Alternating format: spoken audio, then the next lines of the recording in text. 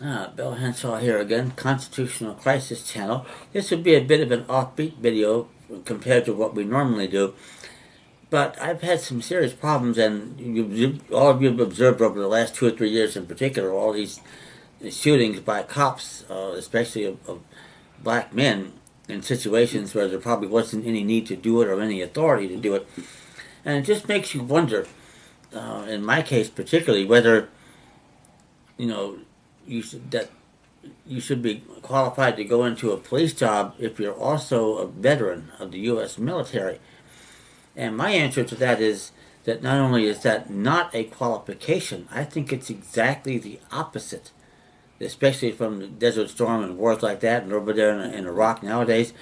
And you don't know how many people come back here with PTSD and still think they're in a state of war when they're on the streets of New Orleans or Jackson, Mississippi, or someplace like that. They can't make the distinction. I mean, this is a real problem, and I don't know if there's been any studies on this. If there were, if any of you know about that, I'd love to hear it. Because that kind of thing, and that's bad enough, by the way, to start with, but then you consider how many of them may have been subjected to MKultra type mind control by the good old CIA goons in Langley, Virginia. Whether that's still ongoing, I don't know, but certainly the government has had a strong interest in the past in areas like that. And some of their stellar examples, by the way, certainly Sirhan, who did not kill Robert Kennedy, which is a video for another day, quote-unquote Lee Harvey Oswald in Dallas, Texas, in Dealey Plaza, who certainly did not assassinate President Kennedy, and others that have been accused like that. James Earl Ray, by the way, with the shooting of Martin Luther King. There's 3 for 3 that look like mind control experiments. The guy that shot the Beatle John Lennon, I can't think of his name right now, but there's another one that's a very probable mind control experiment, that they do things and then they don't have any recollection of it afterwards. I mean, it's amazing how frequently that goes on. And it's also amazing how well that serves the political agenda of the New York banksters, to keep people in a constant state of terror and people thinking we need this much more military and more control. And it's to the point now where me personally, I've not even been able to get on an airplane since 2001, ever since 9/11. And I think bottom line is that's a government operation that went wrong. We'll see how that sorts out later. I may not live long enough to get the entire truth about that.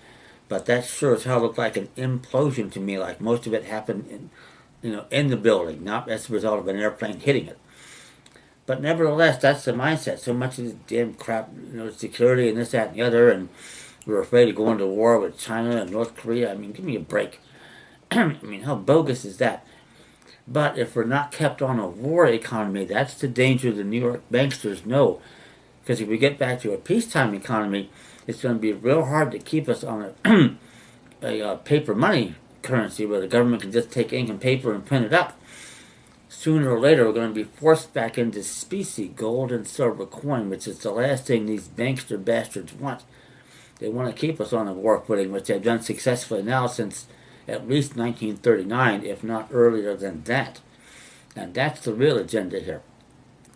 But as I said, in terms of hiring people to work for police forces, with the possible exception of desk jobs, I can't see where veterans are in any way, shape, or form qualified to do jobs like that.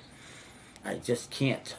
The mindset isn't there. And you add into it the fact that they're not properly trained in the duties they would have in their jobs and don't know what the definitions of words and phrases and statutes mean.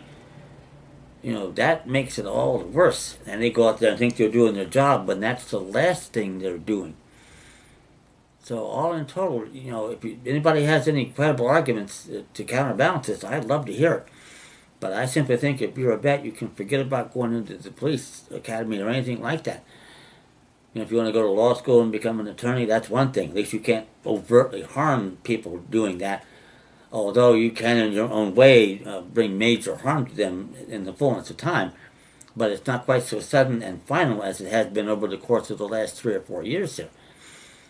So just for what it's worth, and like I say, I'm always open to, comments, suggestions, criticism, especially on a video like this. If you have any meaningful stuff about it in opposition to what I'm saying, let me know via email, ccaspari@live.com. I would love to hear from you about that. Thank you.